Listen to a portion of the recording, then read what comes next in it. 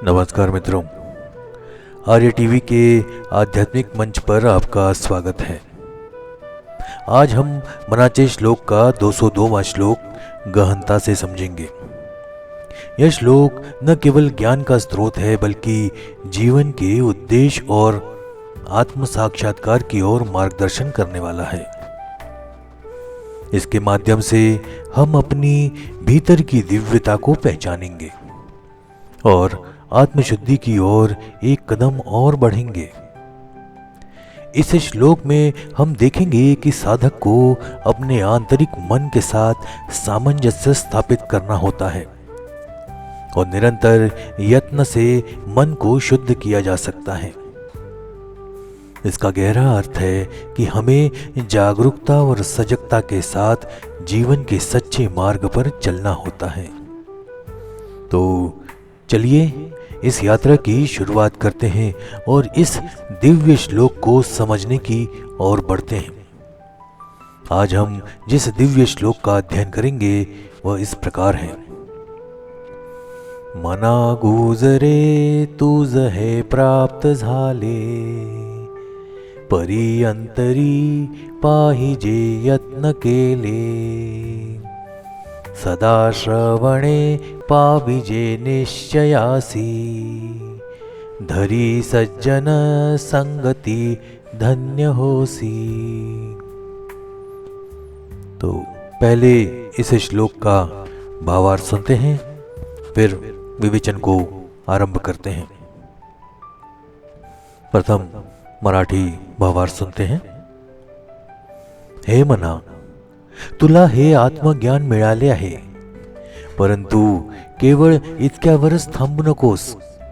अंतर्मयी अधिक स्पष्टता यावी म्हणून सातत्याने प्रयत्न करायला हवा। श्रवण, मनन आणि चिंतन या मार्गाने दृढ निश्चय साधावा। तसेच सतत सज्जनांची संगती धरावी। सज्जनांच्या सहवासात राहूनच हे ज्ञान अधिक गहिरे आणि अंतःकरण निर्मळ बनतं। अशा प्रकारे सज्जनांच्या संगतीने तू खरोखरच धन्य होशील। सज्जनांच्या विचारांचा आणि आचरणाचा प्रभाव घेतल्याने तुझे जीवन खरे समाधान आणि आनंद प्राप्त करेल। आइए हिंदी भावार्थ सुनते हैं। हे मन, तुझे सौभाग्य है कि तुझे यह आत्मज्ञान प्राप्त हुआ है, परंतु केवल ज्ञान मिलने से काम नहीं चलेगा। इसे अंतर में अच्छी तरह स्थापित करने के लिए निरंतर प्रयास करना आवश्यक है। दृढ़ निश्चय प्राप्त करने के लिए सदा श्रवण करना चाहिए, अर्थात संतों के उपदेश व जीवन का बार बार सुनना। इसके साथ ही सच्चे सज्जनों की संगति करनी चाहिए। सज्जनों के संग में रहने से अंतःकरण शुद्ध होता है और ज्ञान अधिक प्रकट होता है। इस प्रकार यदि तू सज्जनों की संगति में रहेगा तो वास्तव में तेरा जीवन धन्य हो जाएगा और तू सच्चे सुख और शांति को प्राप्त करेगा।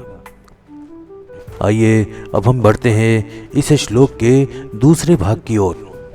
यहाँ परी अंतरी पाहिजे यत्न केले, इस वाक्य पर ध्यान केंद्रित करते हैं।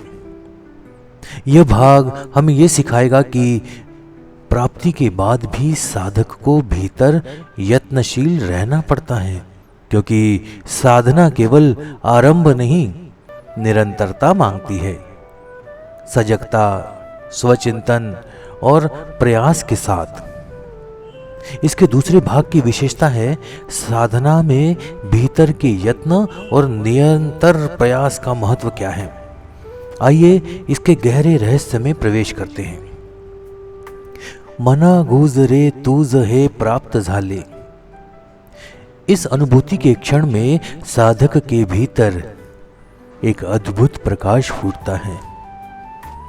वह देखता है कि वह जिसे बाहर बाहर खोजता रहा वह तो उसके अपने भीतर था।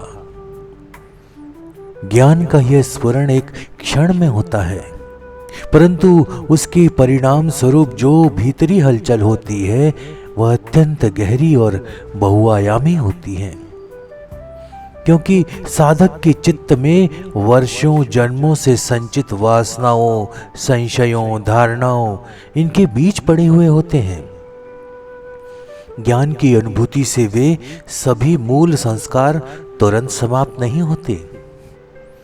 ज्ञान का प्रकाश जागता है, लेकिन उस प्रकाश को स्थिर रखना, स्थिर करना, जीवन के प्रत्येक कोने में फैलाना एक साधना है। इसलिए समर्थ रामदास स्वामी कहते हैं, परी अंतरी पाहिजे यत्न केले। यह अंतरी यत्न साधक की गहरी भीतरी यात्रा की ओर संकेत करता है। बाहर के प्रयास जैसे जप, तप, व्रत, उपवास आदि प्रारंभिक साधन हैं, लेकिन जब ज्ञान का साक्षात्कार हो जाता है तब साधक को बाहरी अनुष्ठानों से भीतर की ओर मुड़ना होता है। उसे अपने प्रत्येक विचार, भावना, इच्छा के स्तर पर सावधानी पूर्वक सजग रहना होता है। साधना अब बाहर नहीं, भीतर चलती है। यह सूक्ष्म साधना है, जहां साधक अपनी सूक्ष्मतम वृत्तियों का निरीक्षण करता है, जहां वह प्रत्येक उठती हुई कल्पना, प्रत्येक छोटी सी प्रतिक्रिया को पकड़ने का प्रयास करता है। मन बड़ा चंचल है, यद्यपि ज्ञान प्राप्ति का क्षण उसे स्तब्ध कर देता है, फिर भी उसकी आदतें जल्दी नहीं बदलती। पुराने संस्कार बार बार सिर उठाते हैं। कभी आलस्य आता है, कभी अहंकार, कभी मोह, कभी भय।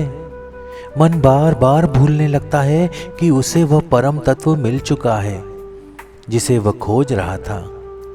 इसलिए अंतरी यत्न आवश्यक है, अंदर के प्रयास आवश्यक है। मन को बार बार स्मरण कराना कि अब तू वही है जिसे तू खोजता रहा। यह स्मरण साधक को गिरने से बचाता है। यह भी एक गहन तथ्य है कि ज्ञान की प्राप्ति के बाद साधक का अहंकार सूक्ष्म रूप धारण कर लेता है। पहले जो अहंकार था कि मैं ज्ञानी हूं, अब वह मैं मुक्त हूं, मैं सिद्ध हूं, इस रूप में आ सकता है। यह सूक्ष्म अहम साधक के पतन का कारण बनता है, यदि वह सावधान न रहे तो। इसलिए अंतःकरण में निरंतर यत्न करना, प्रयास करना, सजगता से अपने भीतर के हर स्पंदन का निरीक्षण करना साधक के लिए अनिवार्य हो जाता है। यह यत्न कोई बोझिल परिश्रम नहीं है, बल्कि प्रेम पूर्ण जागरण है। यह ऐसा ही है जैसे कोई प्रेमी अपने प्रिय की स्मृति को हर पल जीवित रखता है, बिना किसी बाहरी दबाव के, अपने ही हृदय के आनंद से।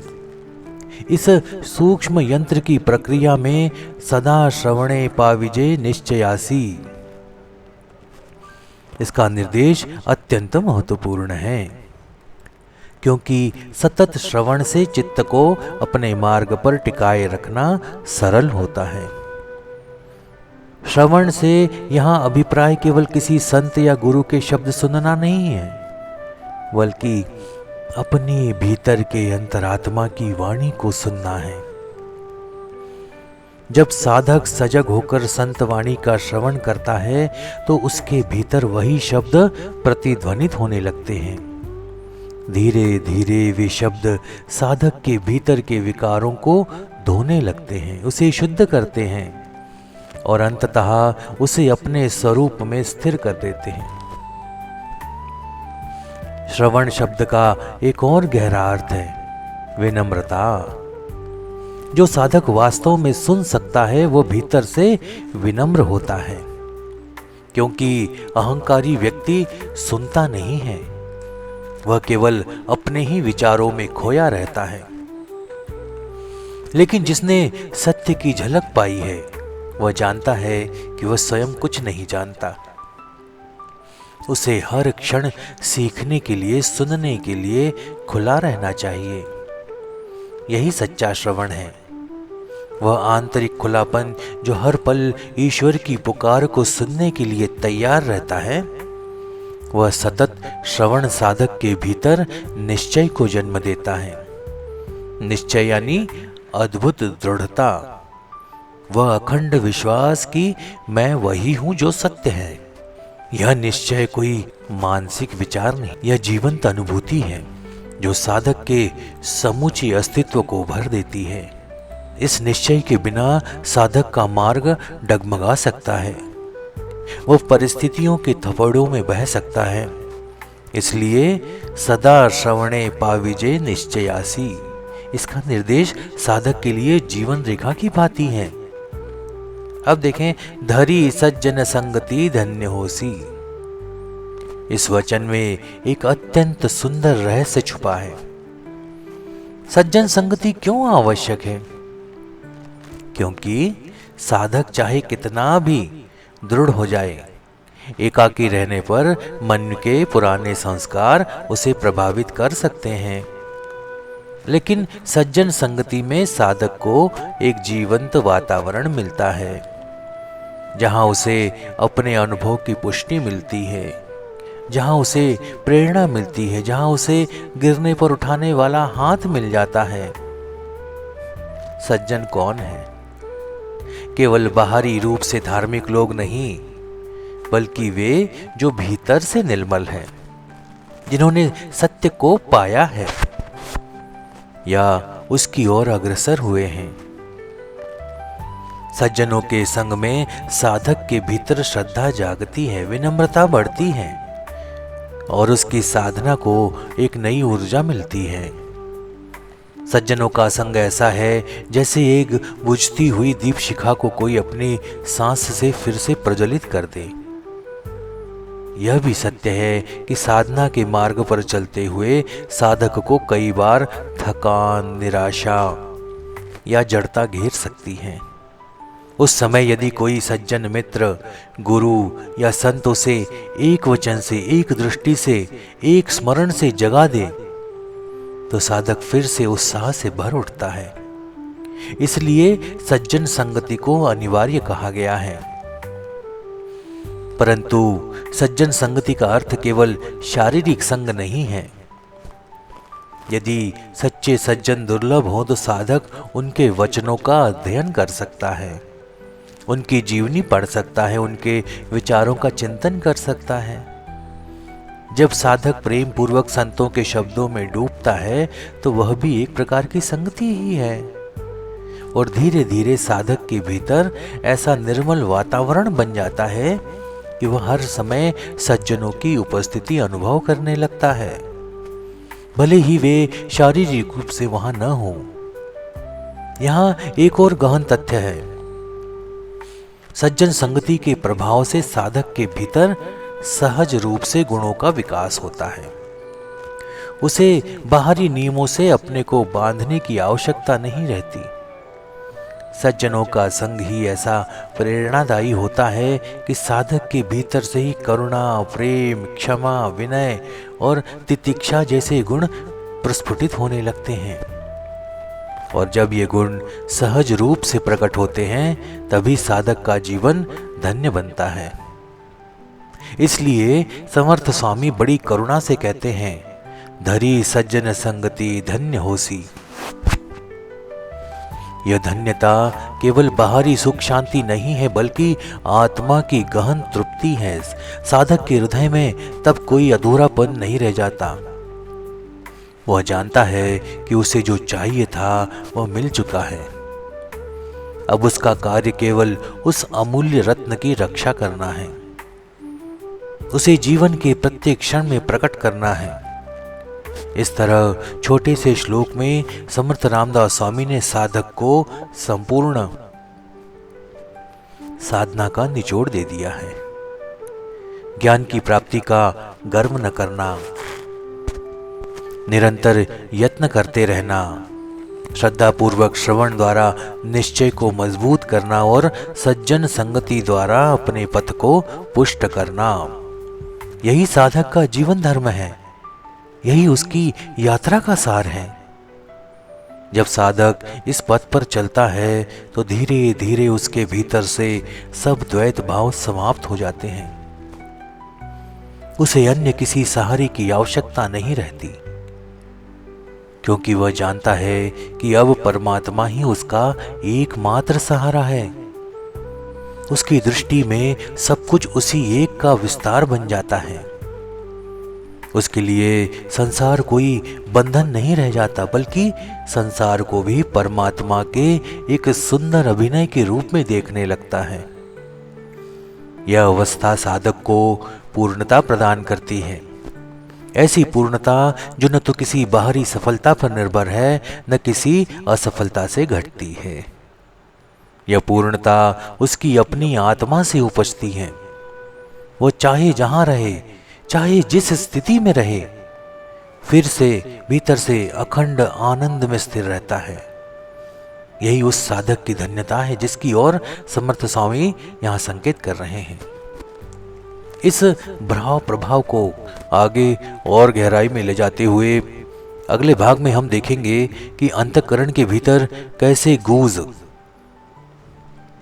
यह रहस्य सदा जीवंत बना रहता है और सज्जन संगति का गहन मनोवैज्ञानिक और आध्यात्मिक प्रभाव साधक को कैसे परम शांति तक पहुंचाता है। तो मित्रों, अगर आपको यह विवेचन पसंद आया हो तो कृपया इसे लाइक करें और अपने इष्ट मित्रों के साथ शेयर करें। चैनल को अगर अभी तक आपने सब्सक्राइब नहीं किया है तो मेरा विनम्र अनुरोध है कि इस चैनल को सब्सक्राइब करें और इस ज्ञान के प्रसार में हमारे साथ जुड़ें। आध्यात्मिक ज्ञान की ये यात्राएं हमारे जीवन में प्रकाश और दिशा प्रदान करती हैं। फिर मिलते हैं अगले अध्याय में एक और श्लोक के साथ। तब तक के लिए जय जय रघुवीर समर्थ। नमस्कार।